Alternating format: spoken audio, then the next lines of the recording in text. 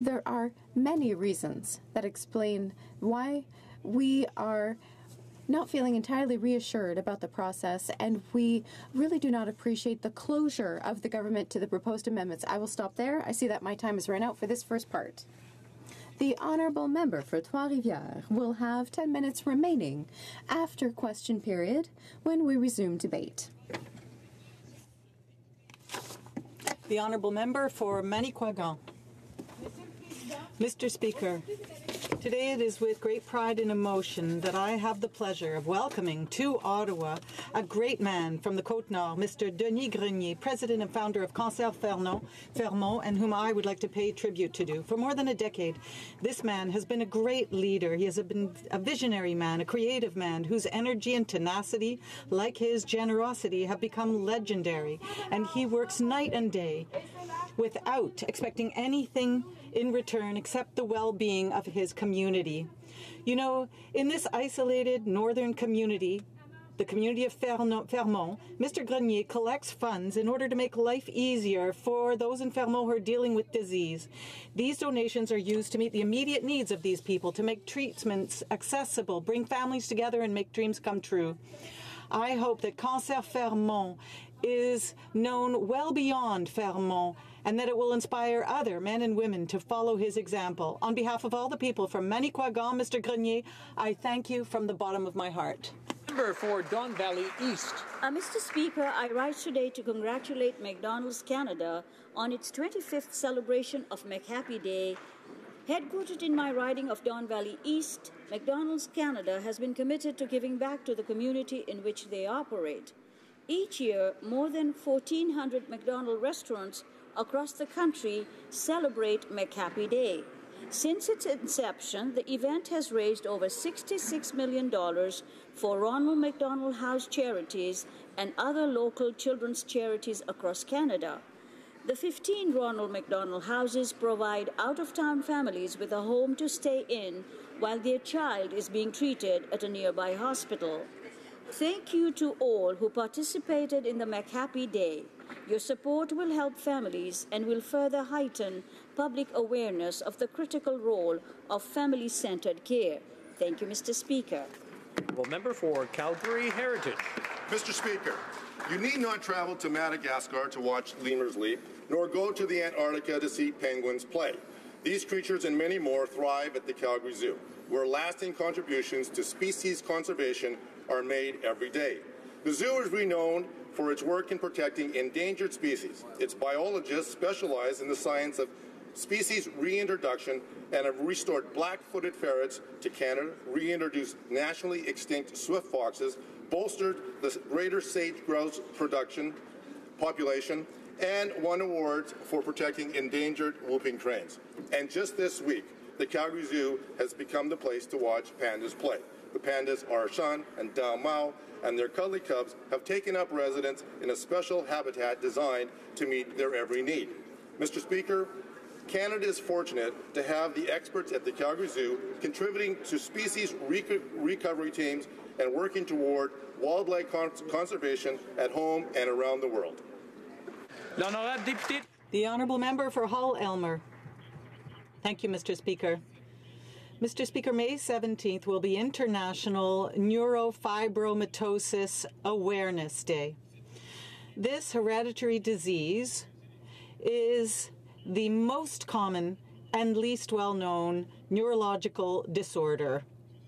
Yet, one person out of every 2,500, more than 10,000 Canadians live with this disease that affects skin and the nervous and bone systems. I'd like to salute the hard work of a few organizations like the Association de la Neurofibromatose du Québec, which work here to support people suffering from this disease, especially in my riding of Hull-Elmer. On May 17th, around the world, communities will light significant buildings in blue and green to raise awareness about NF. In Canada, many cities will join the movement. Mr. Speaker, on May 17th and throughout the year, let us support people living with neurofibromatosis. Thank you very much, Mr. Speaker. The honourable member for Saint-Hyacinthe-Bagotte. Mr. Speaker, I am proud to rise today in this House to pay tribute to Réal Laflamme, a well-known leader in the agricultural sector and throughout Quebec. Agriculture in the Laflammes is a story of this family down through the generations. Through his involvement, he has contributed to the development of the Saint-Hyacinthe Agricultural Society, which has been an undeniable asset for our region, whether it be at the provincial, national, or international level. Mr. Laflamme is an agricultural entrepreneur, and he has always advocated for supply management. Through his efforts, because of his efforts, he was entered into the Quebec Agricultural Hall of Fame. Mr. Laflamme was involved in the cooperative movement with COMAX, the Coop Fédéré, and Soco Devi. He also worked with the Société de Financement Agricole, the Expo Agricole, and the Salon de l'Agriculture. He has always been involved in key projects in our area, and on behalf of the people of Saint-Hyacinthe and Actonville, I would like to thank Réal Laflamme for his involvement. The Honourable Member for Laurentides-Labelle. Mr. Speaker, spring has sprung, but its late arrival is worrying many residents along rivers. In my riding of Laurentides-Labelle, rivers like the La Rouge, La Lièvre, and Dunard rivers have overflowed and are causing considerable damage. I'm thinking of all these individuals who are dealing with floods throughout the country. We have to be ready when there is an emergency. On April 14th, I attended a medical emergency response exercise in Amherst. Members of the 51st Canadian Armed Forces Field Ambulance, first responders in Amherst, the firefighters of the Northwest Firefighters, cadets, air cadets of Squadron 716, municipal and regional authorities all participated. We would never want catastrophes to happen, but if that does happen, Laurentides-Labelle is ready. Thank you, Mr. Speaker. For Durham. Mr. Speaker, this week the Durham region is mourning the loss of one of our most inspiring citizens. Sandy Mitchell was born with cerebral palsy, yet spent a lifetime defying the label of disabled with incredible accomplishments. He was a three-time equestrian Paralympian who competed into his 60s and founded the Windreach Farm in Ashburn almost 30 years ago. Sandy dedicated his life and earnings to helping other Canadians achieve great things in the face of adversity.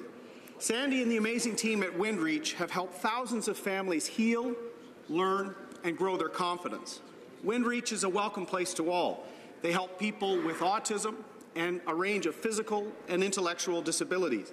In partnership with Wounded Warriors and Camp Praxis, I was proud to join Sandy and the Windreach team as they launched equine therapy programming for veterans and their families. A member of the Order of the British Empire, even the Queen recognized how remarkable Sandy Mitchell was. But, Mr. Speaker, what was most special to our community is that Sandy always saw the potential in everyone. What an incredible legacy. The Honourable Member for Sydney Victoria. Thank you, Mr. Speaker. Today I stand to recognize all mothers, whom we'll be celebrating on Sunday. It will be my first Mother's Day without my mom. She worked side by side with my father for years, building a successful farming operation and sharing the raising of the 10 of us. From the moment we are born, our mothers help us through the difficult times and help achieve our accomplishments. I'd like to recognize my wife, Pam, who not only did a wonderful job to help raise our 4 children, she also worked beside me on the farm and in politics, and now continues to help raise our 6 beautiful grandchildren. When I look at my daughters, Mika and Bethany, and my daughter-in-law, Natalie, I see the new challenges young moms face and the strength they have to overcome these challenges. They work tirelessly for long hours in their jobs and at home to raise the children. I'd like to especially recognize the moms from Cape Breton. They work hard, they're compassionate, and they give the grit to the children to succeed. Please join me, colleagues, in celebrating mothers from across Canada, the ones that are with us now, the ones that have gone before us, and the mothers of tomorrow. The Honourable Member for Malpeque. Mr. Speaker, I stand today to honour a lifelong friend and preeminent farm leader, Alan Ling, who passed away recently. Alan, a farmer, was a tireless advocate for the farming industry. Beginning with 4-H, he then organised and served with the National Farmers Union, became chair of PEI Grain Elevators Corporation, worked with the PEI Agri Alliance, and was the long-serving president of the Atlantic Grains Council. Added to this work was his work with the horse racing industry. He was one of the founding organizers as well of the Grain Growers of Canada, the umbrella organization that brought together industry players from across the country. There's not a federal minister since Eugene Whalen's time or a provincial premier since the 70s that Alan hasn't bent their ear on everything from research to marketing. He served his communities in many ways, but first as a first responder. For Alan, there were no strangers, only friends he had yet to meet. His greatest joy, though, was family. His wife Jan, children and grandchildren. Our condolences to all. The honourable member for Edmonton West. Thank you, Mr. Speaker. It's fitting that during Jewish Heritage Month that I rise to recognize an incredible impact my friend Rabbi Daniel Friedman has had on the community of Edmonton and of Canada. Rabbi and Rabbinette Friedman will be taking their family to London, England after many years of service to Beth Israel Synagogue in my riding of Edmonton West. Rabbi Friedman has led a remarkable life dedicated to serving his community and his faith since he was 21. At just 8 years old, when he was asked what he wanted to be when he grew up, he said to be the first rabbi on the moon. While he certainly is a star and he is yet to be among them, we love him anyways. He's a recipient of the Alberta Centennial Medal and an active member of countless Jewish youth groups across the continent. He was also a driving force behind getting the National Holocaust Memorial in Ottawa built. Rabbi Daniel and Rabbi Nat Bacha, thank you for all the work that you've done for Beth Israel Synagogue, for Edmonton, Canada, and for your friendship. I have no doubt you'll make a lasting impact in England across the pond. Thank you. The honourable member for Longueuil, Charlemagne. Mr. Speaker, on April 28th, I met with members and friends of the Optimist Club of La Flèche to celebrate their 50 years of involvement and commitment in Longueuil, Charlemagne. Through its programs and activities, the Optimist Club has strived to support La Flèche youth. Mission accomplished.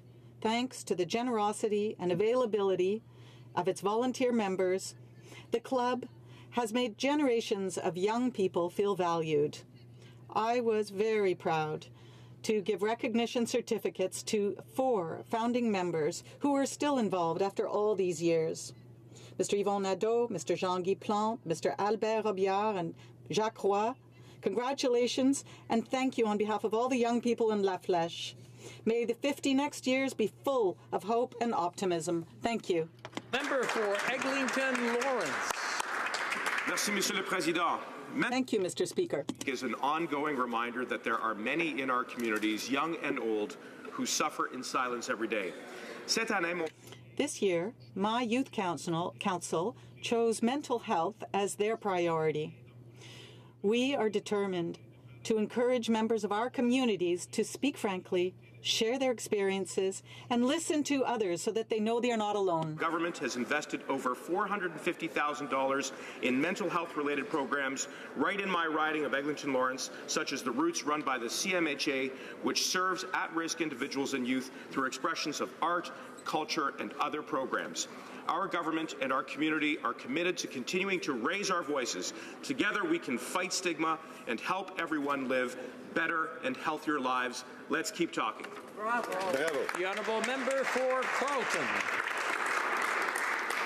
George Marsland was one of the most infectious, energetic, and enthusiastic people you'd ever meet. Born in New Hamburg, Ontario, George would go on to study law at Western. Soon afterwards, he got the attention of Brian Mulroney's leadership campaign team and eventually was tapped as a staff member in the Prime Minister's office. Quote, George was an individual of good counsel and goodwill whose strong contribution to the growth and success of the PC Party should be underlined and remembered, said Prime Minister Mulroney this week. He also held senior roles at Magna International, where I met him. George loved people, and they loved him back. That is why so many were so saddened to learn of his passing just recently. I am among those who were saddened to learn this news. He was my friend. We will remember his boundless energy, his unforgettable sense of humor, and his love of life. Rest in peace, George. The honourable member for Newmarket, Aurora. Mr. Speaker, in Canada we have the good fortune of having two official languages, English and French. Every day, young people and adults throughout the country learn the official language that is not their mother tongue. I am pleased to say that I myself am learning French. And I'm also proud to represent here in Ottawa the many francophones in the regions of Newmarket and Aurora. Last month, I had the pleasure of meeting Nancy McCarrigan, founder of the Immersion chapter in the York region. She is currently the national president of Canadian Parents for French, a fantastic organization that fosters bilingualism. And I would like to thank Nancy for her excellent work, and I encourage all Canadians to learn their second official language. Thank you.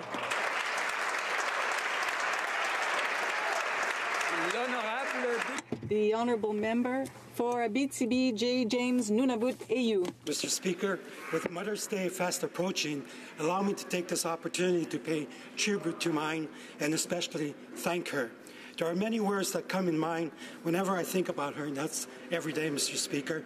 Generosity, strength, courage, wisdom, loving, dear, incredible, and resilient. Those who know her will agree, with some 17 children, 54 grandchildren, 141 great-grandchildren, 13 great-great-grandchildren, and 3 more on the way. I could never imagine, Mr. Speaker, the joy of having us was shattered with pain as she watched helplessly the majority of her children taken away for residential school. I know, Mr. Speaker, a simple miigwech will never be enough. But I also want to say to her something she already knows. I love you from the bottom of my heart, Mommy.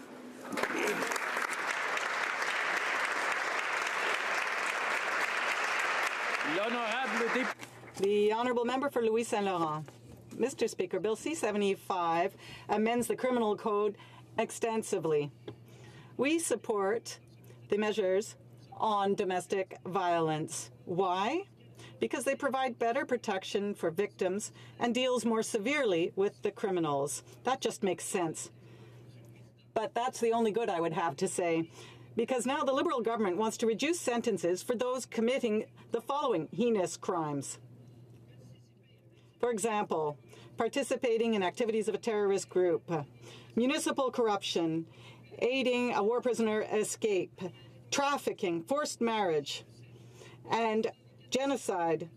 Canadians want justice to be done when a crime is committed, and reducing sentences for these crimes is absolutely irresponsible. But it's not surprising, coming from a government that is welcoming back 60 former Islamic State fighters and making them take, what? Poetry classes. Member for Winnipeg North. Yes, thank you, Mr. Speaker. Allow me to quote hundreds of thousands of Canadians all across our great land. Go, Jets, go. And Mr. Speaker, did we ever come through last night with a fantastic victory? After a hard-fought best-of-7 game series, and Winnipeg beat the National Predators. Yes, 7 years ago, the NHL hockey came back to Winnipeg, and how good we felt then, Mr. Speaker. For the first time in franchise history, our beloved Jets are going to the Western Conference Final, Mr. Speaker. And oh, what a feeling that is. The arena will be packed. In the street party, we'll see tens of thousands of people outside that beautiful facility. It will be a Winnipeg whiteout like you have never seen before, Mr. Speaker. For me, Mr. Speaker, I appreciate the players in the outstanding hockey they are playing, but I love the fans, Mr. Speaker. From coast to coast to coast, Winnipeg Jets is Canada's hockey team in 2018, and we all say, go Jets, go! Go Jets, go!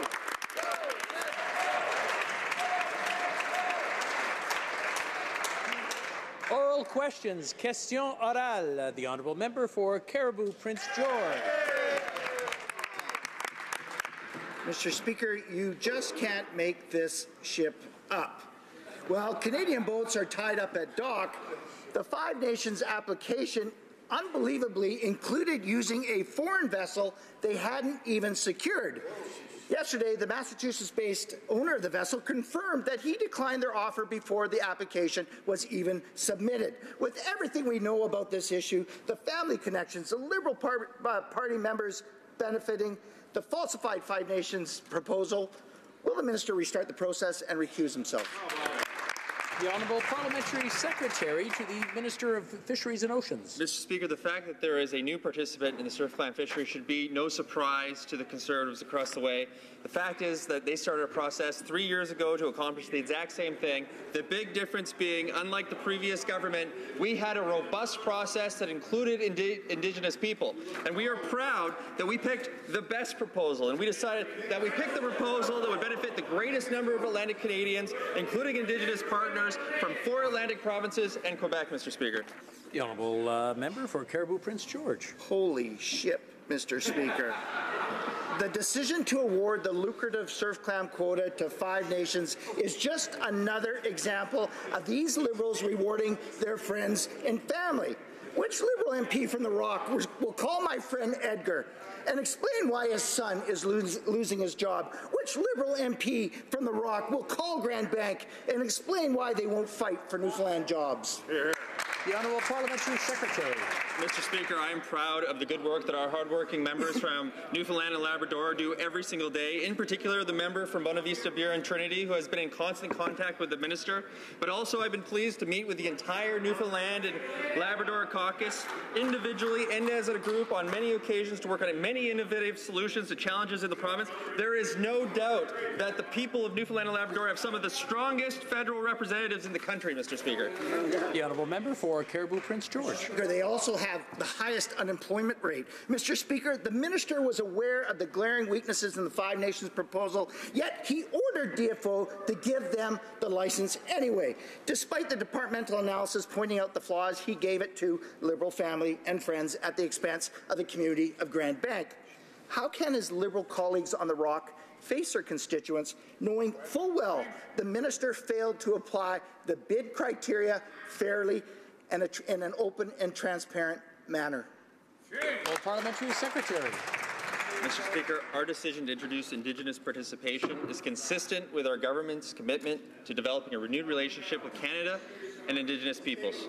The Minister made his decision to allow for increased Indigenous participation in this fishery, and we reject any claim to the contrary in the strongest of terms, Mr. Speaker. Our government is proud of this decision and will continue to focus on how it will directly benefit First Nations communities across Atlantic Canada and in Quebec, Mr. Speaker.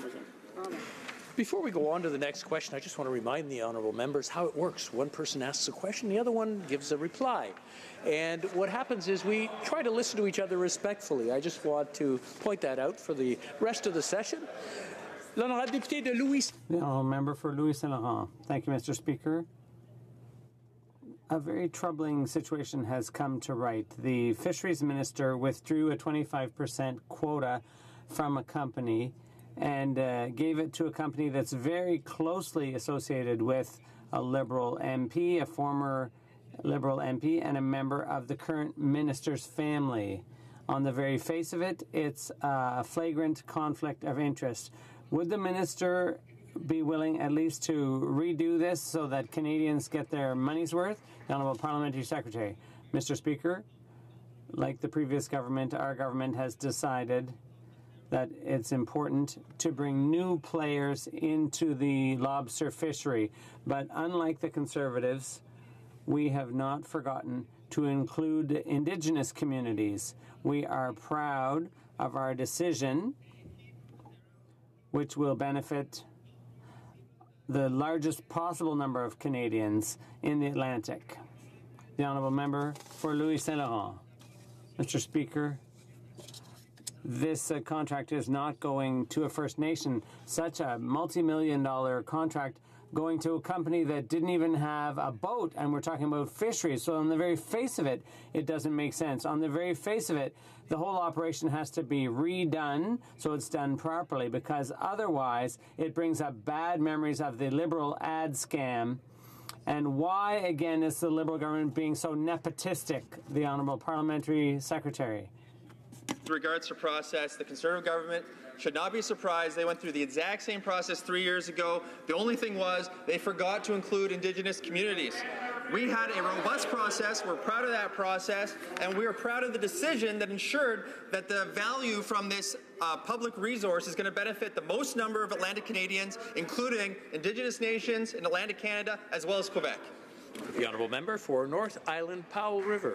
Hey! Mr. Speaker, First Nations are warning Kinder Morgan stakeholders that the pipeline project carries a significant risk if it goes forward without the adequate consultations and the free, prior and informed consent of First Nations. In fact, BC Chief Judy Wilson, speaking at their AGM in Texas, told Kinder Morgan shareholders they don't truly understand the full risks the company face. So will the government heed the call of First Nations leaders and fully disclose all the legal risks associated with this project? The Honourable Parliamentary Secretary to the Minister of Natural Resources. Mr. Speaker, our government knows that protecting the environment and growing the economy are not mutually exclusive, as the two parties opposite would have Canadians believe. We can do both together. The true failure of leadership here is the inability of the leader of the third party to unite his party around a project in the national interest. We will stand up for the environment, for Canadian workers, and we will get this project built. Thank you, Mr. Speaker. The honourable member for North Island Powell River. Mr. Speaker, if this government's understanding of the national interest is to ignore their constitutional obligations towards Indigenous people, then they should just say it. The reality is this project is facing increasing opposition from First Nations and environmental groups, and the government must respect Section 35 of the Constitution and the UN Declaration on the Rights of Indigenous People. Will the government finally admit that the approval process for Kinder Morgan was deeply flawed all along? The Honourable Parliamentary Secretary. Thank you, Mr. Speaker, and I will remind the member opposite that there are 43 Indigenous communities who have signed impact benefit agreements, 33 of which are in the province of British Columbia. The TMX project is of vital strategic interest to Canada, and it will be built. Our government has initiated formal financial discussions with Kinder Morgan, the result of which will be to remove uncertainty overhanging the project. We are actively pursuing legislative options that will assert and reinforce the federal jurisdiction in this matter, which we know we clearly have. Protecting our environment and growing our economy are not opposing values, Mr. Speaker. Honourable member for Abitibi, James Bay, Nunavik, AU. Mr. Speaker, 2 First Nations chiefs from BC attended the Kinder Morgan AGM in Texas. It took just one presentation for them to convince Kinder Morgan shareholders of the risks to their community stemming from this project. That led shareholders to ask for more information about the standards and environmental risks of this project. The federal government has not been so receptive. Why are Indigenous communities getting more attention and action from Kinder Morgan shareholders than from their own government? The Honourable Parliamentary Secretary. Thank you, Mr. Speaker. The NEP's recommendation was based on the participation of 400 interveners, 1,250 commentators, and extensive scientific and technical evidence. But we went further, Mr. Speaker. We extended consultation and struck a ministerial panel.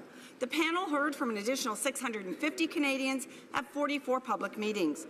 They received over 20,000 online submissions and had more than 30,000 responses to their online questionnaire. This project was the subject of the most exhaustive review of any pipeline in Canadian history. The honourable member for Abitibi, James Bay, Nunavik, AU. Mr. Speaker, since the very beginning of this project, there's been a lot of opposition from Indigenous communities, despite what the Parliamentary Secretary is saying today. And the only thing the government has responded is that they conducted historic consultations that were purely symbolic and rigged. So what's the point in saying that that the government's most important relationship is with Indigenous communities if the government doesn't respect their fundamental rights under Section 35 of the Constitution? Secretary. Thank you, Mr. Speaker. Our government is taking action in creating thousands of good-paying middle-class jobs in the energy sector. Some new Democratic New Democrats believe, as we do, that pipeline approval and climate action are not competing interests but shared priorities. NDP Premier Rachel Notley said, and I quote, "We don't have to make a choice between building the environment and building the economy." NDP Deputy Premier Sarah Hoffman said, "We saw what happened with Conservative governments in the past who moved forward on a do-nothing approach. We saw that we're getting real results." Mr. Speaker, we have an extensive consultation process which was conducted, and this pipeline will be built. Thank you. For Banff Airdrie. Mr. Speaker, the Liberals say they've banned government advertising 90 days before an election, but yet they want to apply spending limits on opposition parties almost a month before that time. For the Liberals, it's do what I say and not what I do. So once again, I ask, will they impose the exact same restrictions on ministerial travel and on government advertising that they are on parties in this newly established pre-election period? The Honourable President of the Treasury Board. Leading up to the last federal election, in fact, in the years of the Harper government, the Harper government spent almost $1 billion on quasi-partisan government advertising.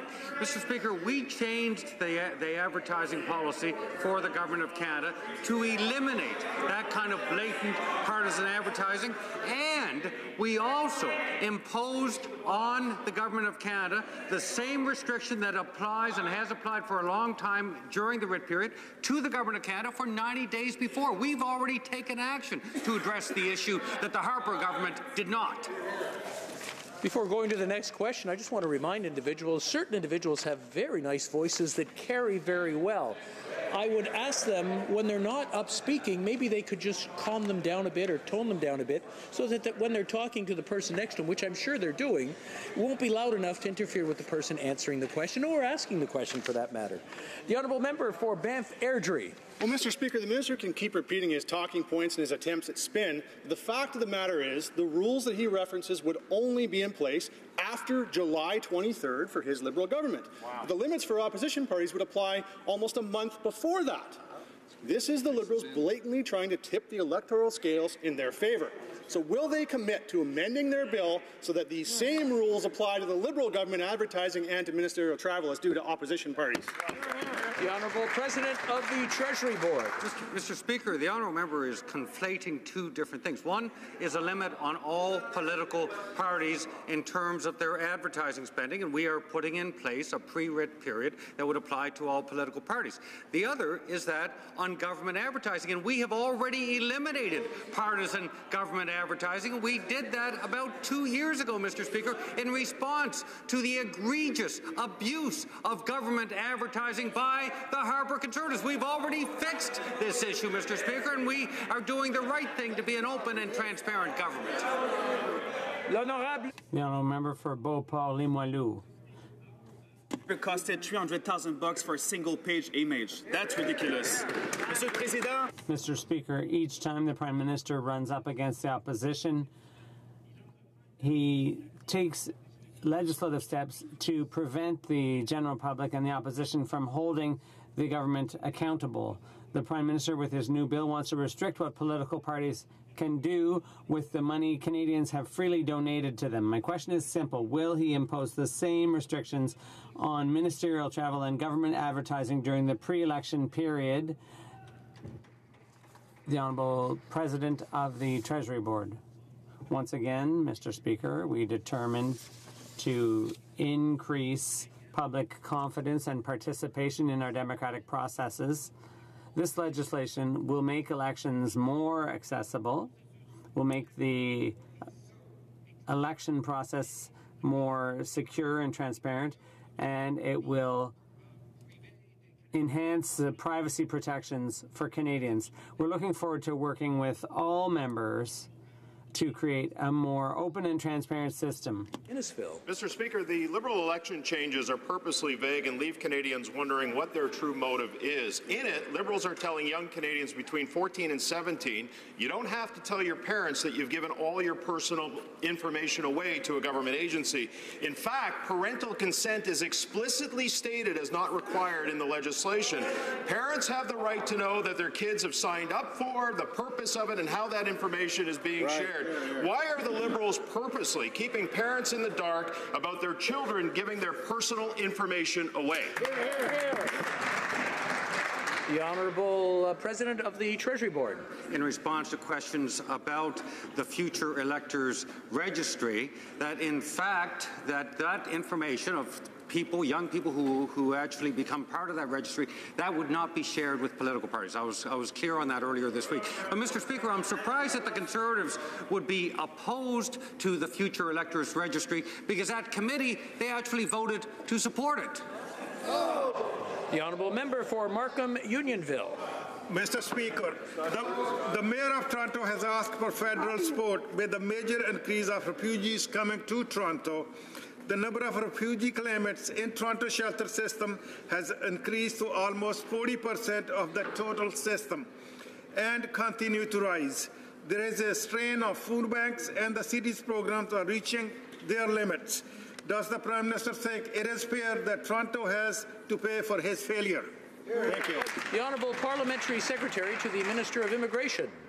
Merci, Monsieur le Président. C'est drôle un peu. Thank you, Mr. Speaker. It's funny to hear the Conservatives lecturing us when they made such huge cuts to border security. We are determined to protect Canadians' safety. Anyone crossing the border irregularly will be examined very closely, and we are working with our municipalities in various areas and various facilities to manage the situation. We have a task force in place, and we are going to look for solutions in terms of settling people, and we will continue to make that effort. Mr. Speaker, we continue to see a major increase in the number of people crossing the border illegally. These huge numbers are end up in shelters, displacing homeless men and women who need access. How is it fair that our society's most vulnerable have to forego shelter to make room for these refugee claimants who are fleeing the safety of the United States? The Honourable Parliamentary Secretary to the Minister of Immigration, Refugees and Citizenship. Thank you, Mr. Speaker. It's again ironic to hear the opposition mixing apples and oranges. The American system is very different from ours. The refugee stream is very different from the immigration stream. They're not the same. It's very disappointing. They shouldn't be mixed up. We're working with various partners on the ground. We're dealing with the service providers, housing and shelter providers. We have a task force in place. We're working with the province of Ontario and Quebec. And I'd like to thank all our partners who are helping us find solutions, proactive solutions to this situation. Thank you, Mr. Speaker. Now, a member for Saint-Hyacinthe-Bagot. Mr. Speaker, this week the minister, after meeting representatives of over 2 million citizens, calling for enhanced EI6 benefits. But the next day, the Liberals on the committee rejected out of hand a motion recommended by experts and those affected to increase sick benefits, and they simply refused to vote. Why are the Liberals once again saying one thing and doing the opposite? The Honourable Parliamentary Secretary to the Minister of Families, Children and Social Development. Thank you very much for the question, Mr. Speaker. The reality is that since taking office, we have made EI more accessible, we have made it more flexible, and we have made it easier to achieve working while on benefit, as well as extending some of the sick benefits to Canadians. EI is there to help Canadians get through illness. It's there to help them get through downturns in the economy. We have improved the system. We continue to focus on this issue, and we will have more to report on this in the near future. Now, member for Saint-Hyacinthe-Bagot. Mr. Speaker, after the comments from some members of the House earlier this week, it's clear that the fight for women's rights is not over. It's not enough for the government to say they believe in women's rights to choose when there are still Canadian women who don't have access to abortion. You can't use women as political tools. When will the government take action and make sure that all Canadian women can exercise their right to choose? Parliamentary Secretary to the Minister of Safety. Thank you, Mr. Speaker. Our government will always support a woman's right to choose. And we believe that a woman should have access to the reproductive health options no matter where she lives in this country. We recognize that access to these services varies across the country, and we have made Gizmo less restrictive and more available in the Canadian market, and many provinces and territories are now in fact reimbursing for that drug. Mr. Speaker, we commit to continue to examine ways to improve the access to reproductive services for all Canadian women. The honourable member for Charlesbourg, Haute-Saint-Charles. Mr. Speaker, a terrorist from Islamic State who came to Canada in recent years recently gave an interview to the New York Times, a webcast or a podcast. The person said they'd worked to enforce Sharia law in Syria, and he clearly admitted having killed prisoners, ISIS prisoners, and smelled blood on his fingers, and he was proud of this. Why is this person allowed to circulate freely on our streets instead of being behind bars? The Honourable Minister of Public Safety. The first objective of the Government of Canada in dealing with that kind of a situation is obviously arrest and prosecution.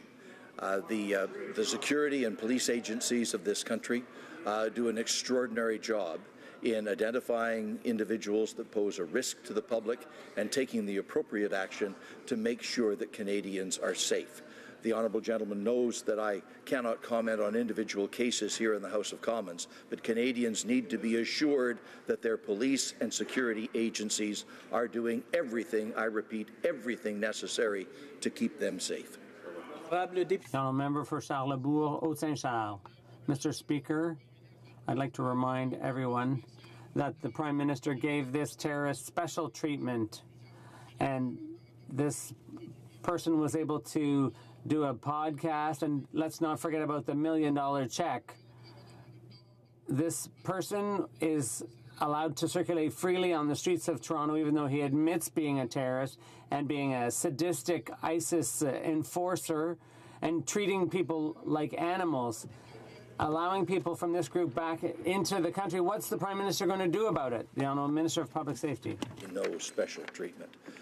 When the security and police agencies are pursuing these individuals, they use surveillance and investigations, they use criminal charges and prosecutions, peace bonds, criminal code listings, no-fly listings, hoisting passports, threat reduction measures under the CSIS Act when that is appropriate. Our police and security agencies work very closely with their allies in the Five Eyes and the G7. CSIS, the RCMP, and CBSA make the best professional judgments about how to deal with these people and keep Canadians safe. Well, the Honourable Opposition House Leader. Speaker, this individual is speaking freely to the media. The government has got to know where he is. And in fact, last night in the podcast, this individual described how he executed individuals by shooting them in the back of the head. He said that the people he was shooting deserved it, and he said, I know I won't be held accountable. He said that at least twice. He said this was all part of his goal to becoming a frontline fighter. Media are reporting this individual is in Toronto right now as we speak. Can the government confirm it? If the media knows where he is, he's talking to the New York Post, why isn't this government doing something about this? The Honourable Minister of Public Safety. Mr. Speaker, I am charged with the responsibility of keeping Canadians safe. Discussing operational matters on the floor of the House of Commons is exactly the opposite of keeping Canadians safe. What I can say, Mr. Speaker, is that CSIS, the RCMP, and all the related security and police agencies of this country are doing their job and taking all of the steps necessary to ensure that justice is enforced. The Honourable Opposition House Leader. No, Mr. Speaker, that's not good enough. That minister and that Prime Minister had no problem talking about this when they were saying that these returning ISIS terrorists were welcome back to Canada and they were going to reintegrate them and give them poetry lessons. So, no, Mr. Speaker, the authorities are saying there are at least 60 more of these walking around the country. This guy is apparently in Toronto. Canadians deserve more answers from this government. Absolutely. Why aren't they doing something about this despicable animal walking around the country? The Honourable Minister. Mr. Speaker, Canadians can be very assured that the Government of Canada, the security agencies and police agencies of the Government of Canada are making sure that they know all of the facts that they need to know, and that they are taking all of the measures that are necessary to keep Canadians safe. The last thing that would... Having a hard time hearing the answer. If I could ask everyone to keep their emotions down and maybe have some respect for the person who's speaking, that would be appreciated. The Honourable Minister. Mr. Speaker, the last thing that would ensure the safety of Canadians is to have a play-by-play commentary on security operations on the floor of the House of Commons. That, in fact, would endanger the safety of Canadians and diminish the administration of justice, and we will not be conned by the abuse of the opposition. The Honourable Member for Hamilton Mountain. Mr. Speaker, it's been 3 months since the budget promised that feedback from pensioners, workers and companies would be gathered, and yet nothing has been done. Okay.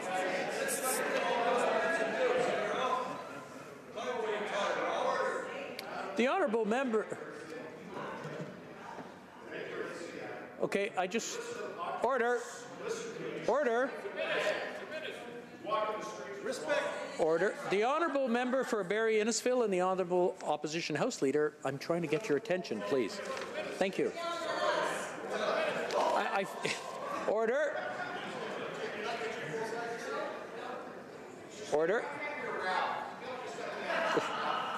The Honourable Member for Hamilton Mountain was in the middle of a question. We'll let him start over.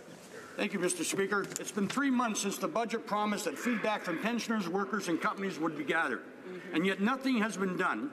And just this week, the Finance Minister's Parliamentary Secretary confirmed that there is no plan for obtaining feedback about fixing Canada's inadequate bankruptcy and insolvency laws, and no timeline for developing such a plan. Workers and retirees are tired of this government's fake news in this matter. So I ask, Mr. Speaker, is this a plan with a plan, or is this a plan with no plan? Or is this a plan to make a plan, and which plan is it, and what is the plan?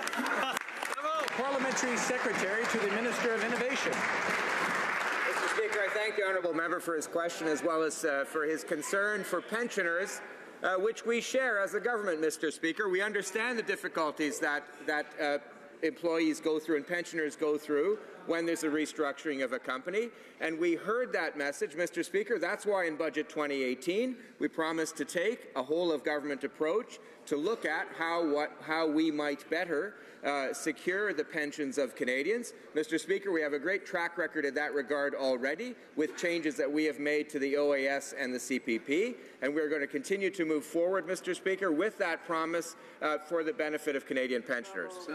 The Honourable Member for Esquimalt, Saanich Sooke. Today, Canada is undergoing its 3rd Universal Periodic Review at the United Nations. This is the moment when Canada is held accountable for our human rights record. Mr. Speaker, all children have the right to evidence-based, straight, gay, and gender-affirming sex education, and yet the delivery of comprehensive sexuality education in Canada often fails to meet these human rights obligations. Advocates such as Action Canada for Sexual Health and Rights have been asking for improved delivery of comprehensive sexuality education for every child. Will this government take leadership and work with the provinces to implement comprehensive sexuality education for all our children? L'Honorable Ministre. The Honourable Minister. Protecting and promoting human rights in Canada and abroad is a top priority for our government. Earlier today, the Minister of Justice presented Canada's 3rd Universal Periodical Review before the United Nations Human Rights Council. Through our work as a government to build a renewed nation-to-nation relationship with Indigenous peoples, with our commitment to gender equality and our unwavering support of diversity and inclusion, we are working towards strengthening Canada's commitments to human rights here at home. We'll closely review the feedback we receive following this appearance. Thank you. The Honourable Member for Mississauga Lakeshore.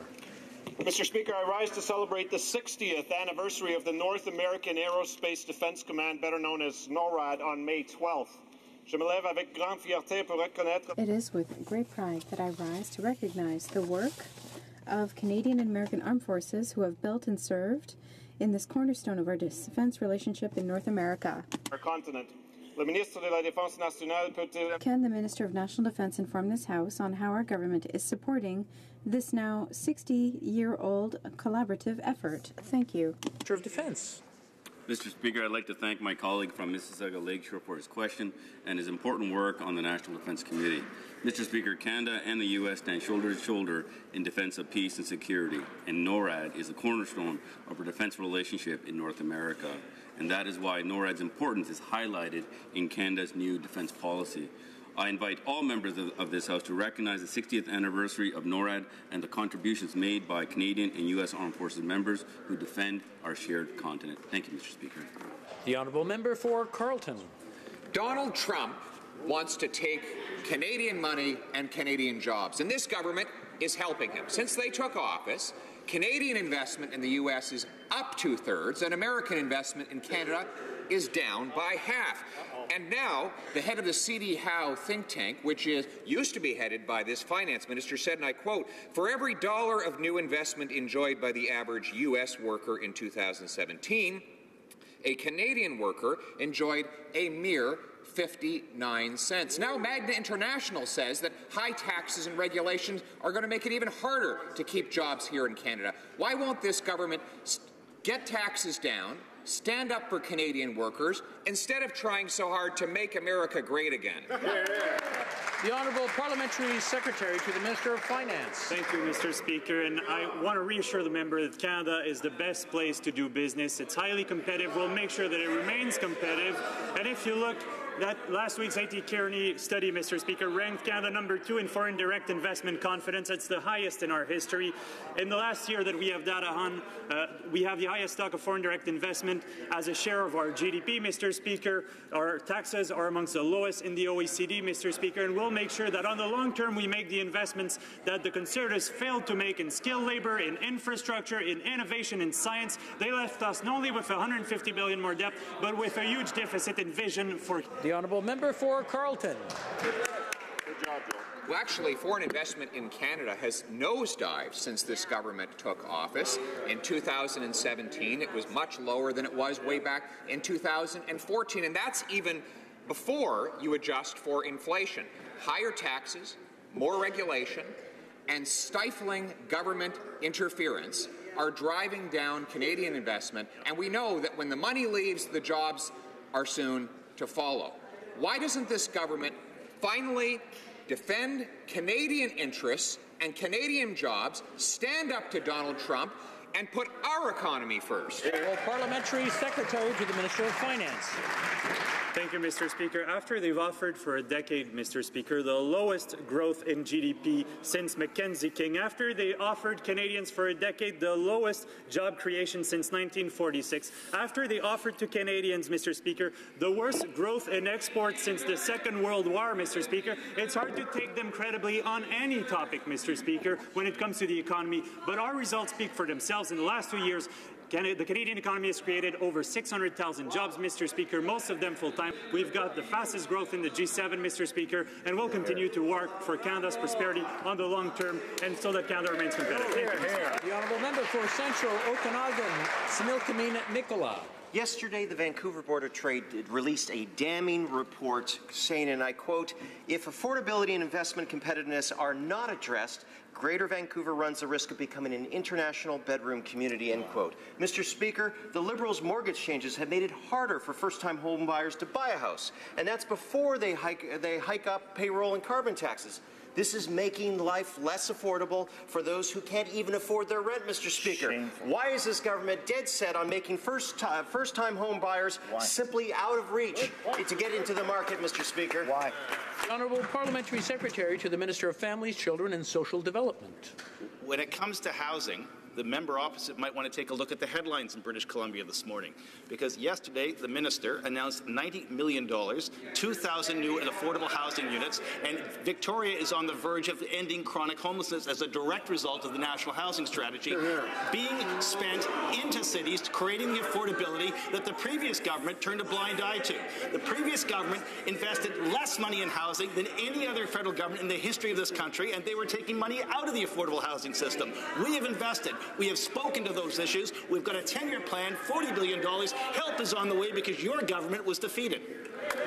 The Honourable Député de Portneuf-Jacques Cartier. The Honourable Member for Portneuf-Jacques Cartier.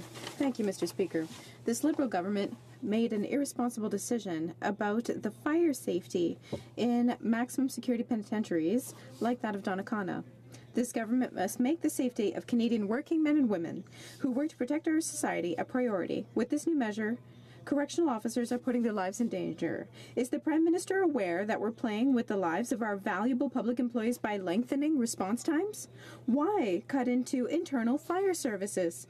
How much, Mr. Speaker, are the lives of our employees working in our penitentiaries worth? Public safety. Mr. Speaker, the Correctional Service of Canada is very aware of this situation and are working assiduously with the union and with their internal resources to ensure that fire protection services and standards are more than adequate to meet the challenges that they face. It is very important to make sure that our public safety officers who work in the correctional system are safe and secure, as well as the people that they tend to. The Honourable Member for Vancouver Kingsway. Mr. Speaker, we're just weeks away from the Liberals' July 1 deadline for legalizing cannabis, and Canadians are left with serious questions. The Liberals can't explain what Canadians can expect at the U.S. border, who risk being barred from entry for life for participating in a legal act. The AFN says this government has failed to respect First Nations sovereignty or ensure the meaningful participation of Indigenous communities in the cannabis market. With time running out, when will the Liberals provide real solutions to these critical issues? The Parliamentary Secretary to the Minister of Justice. Thank you very much, Mr. Speaker. And as we've stated many times, our government is legalizing, strictly regulating and restricting access to cannabis with very clear policy goals in mind to do a better job of protecting our kids and keeping the profits of this illicit business out of the hands of criminals. We have been working very extensively with community partners across Canada and around the world. We've been working with the provinces and territories in developing regulatory frameworks to help us achieve these important public purposes. Mr. Speaker, we now have a bill before the Senate, and we are looking forward to its passage and royal assent so that we can begin the important work of an orderly implementation of a new regulatory regime that will help us protect our kids, protect our communities, and take... The Honourable Member for Trois-Rivières. Thank you, Mr. Speaker. The victims of Yamishish are furious because of the lack of transparency from the Minister of Transportation after a refusal to disclose the entire report on what happened at Yamishish. I filed an access to information request to obtain it. After deferring my request once already, it's now radio silence. After a 5-month wait, I had to file a complaint with the Information Commissioner to get an answer and get this report tabled. What is in this report for it to be treated almost like a secret of national defense? L'Honorable Secrétaire parlementaire au ministre des Transports.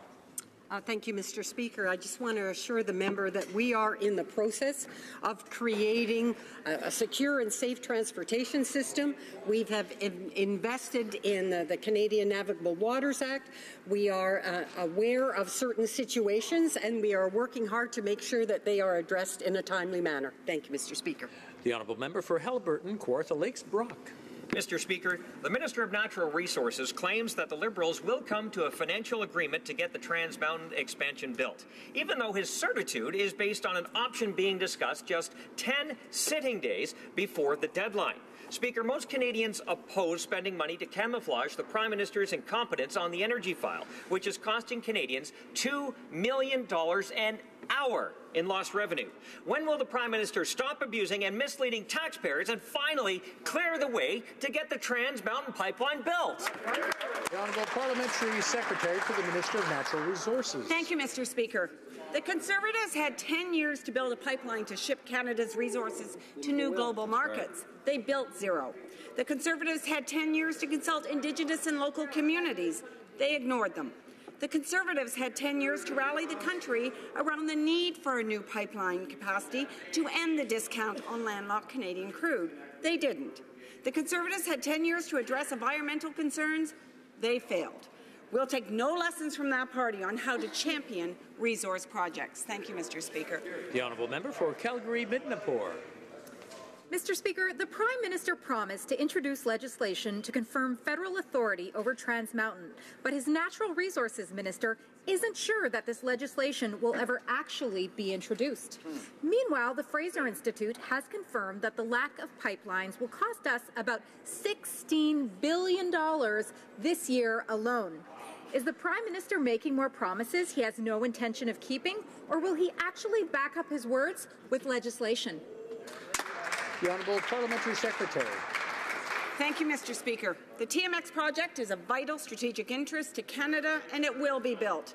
Our government has initiated formal financial discussions with Kinder Morgan, the result of which will be to remove uncertainty from the project. We are also actively pursuing legislative options that will assert and reinforce the federal jurisdiction in this matter, which we clearly have. Hundreds of thousands of hardworking Canadians depend on this project being built. Protecting our environment and growing our economy are not opposing values. On the contrary, each makes the other possible. Thank you.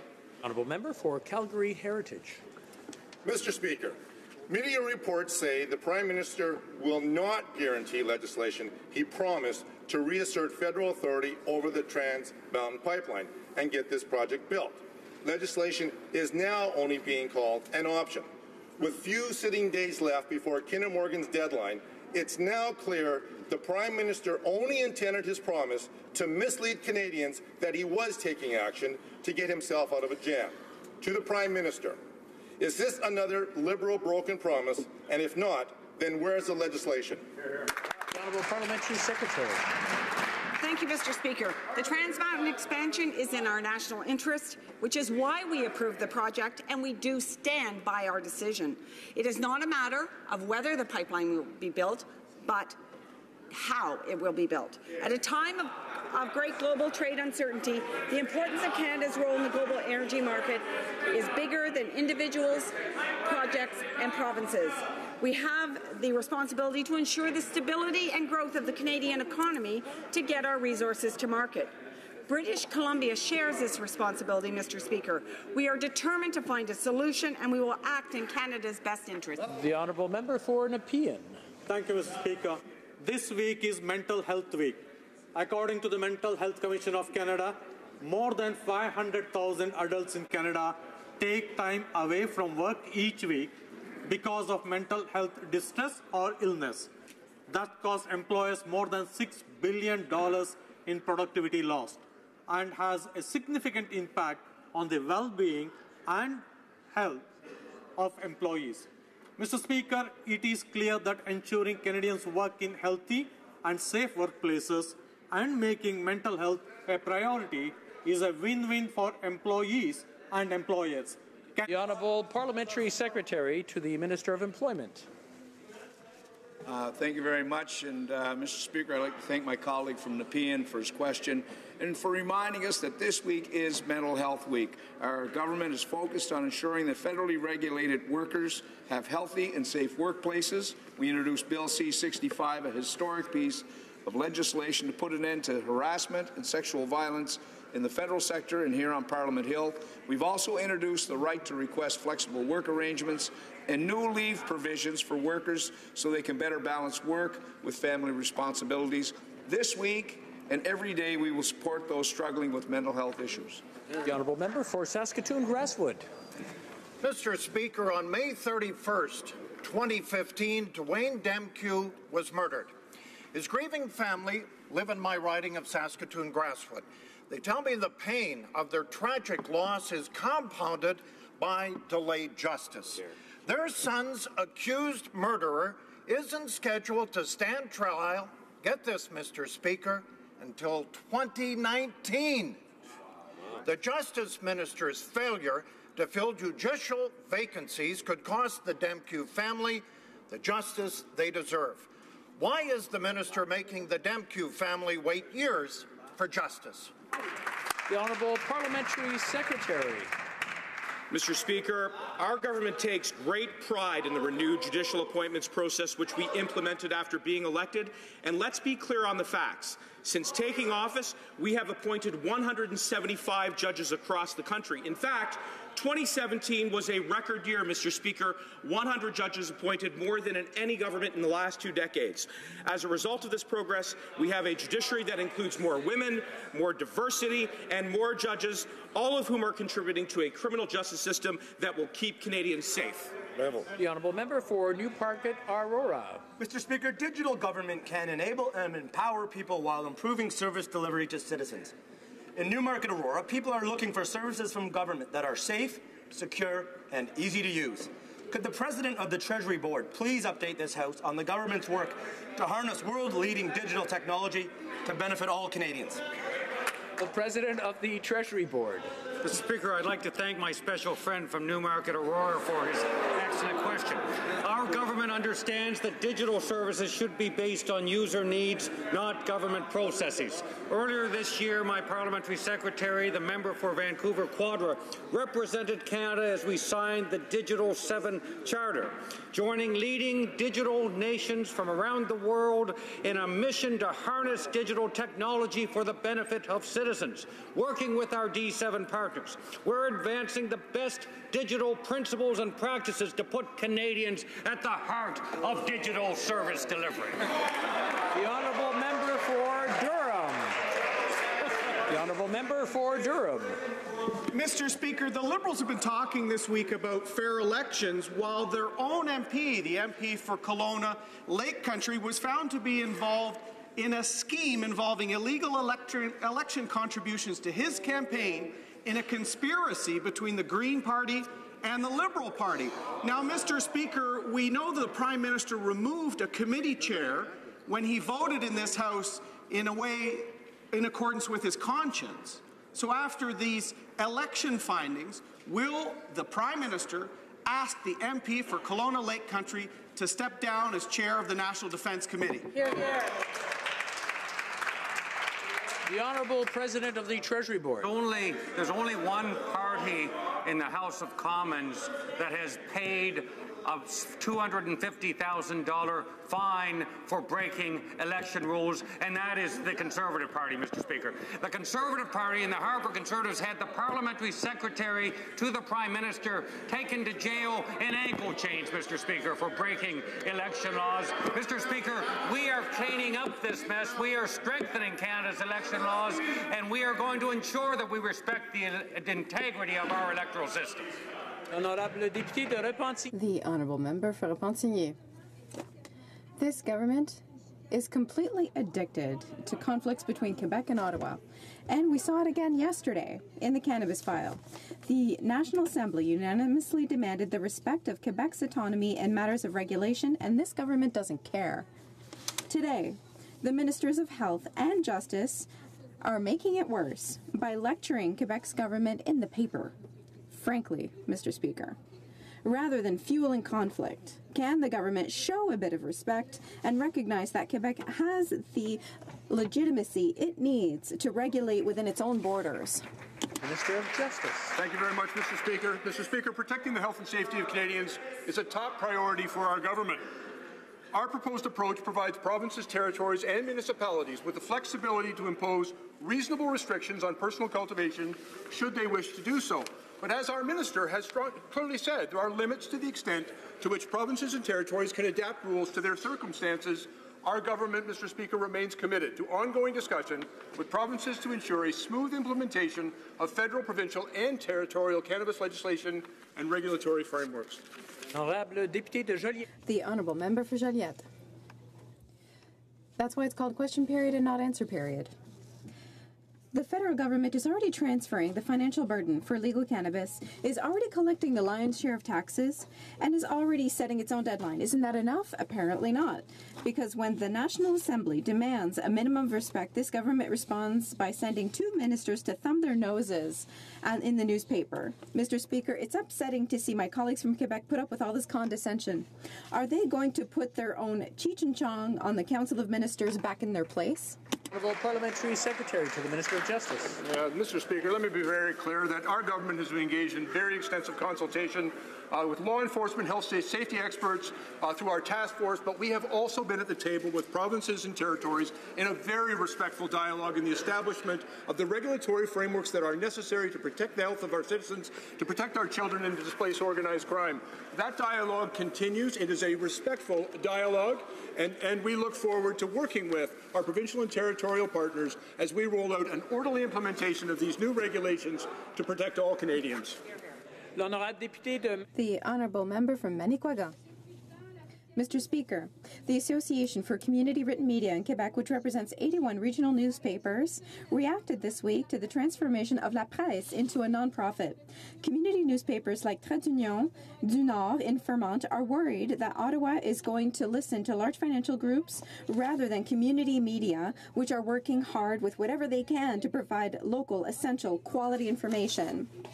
In fact, they're concerned that private businesses are going to collect their due. Will the Minister of Heritage commit to funding community media in Quebec to ensure their continued survival? The Minister of Canadian Heritage.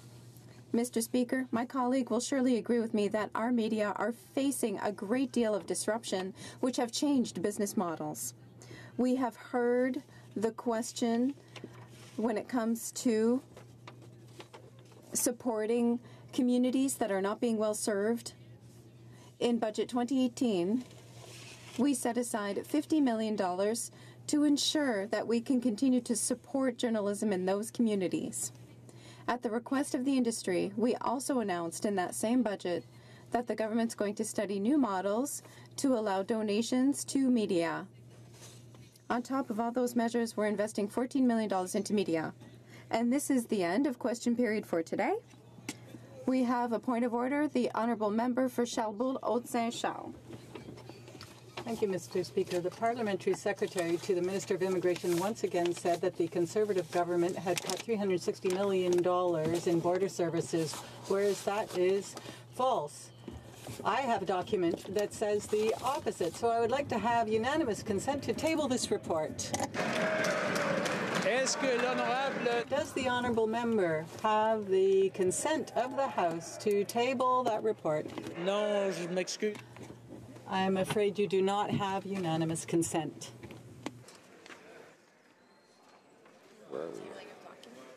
Okay, tabling of documents. Introduction of government bills. Déclaration de ministre. Statements by ministers. Reports from interparliamentary delegations. The Honourable Member for Kenora.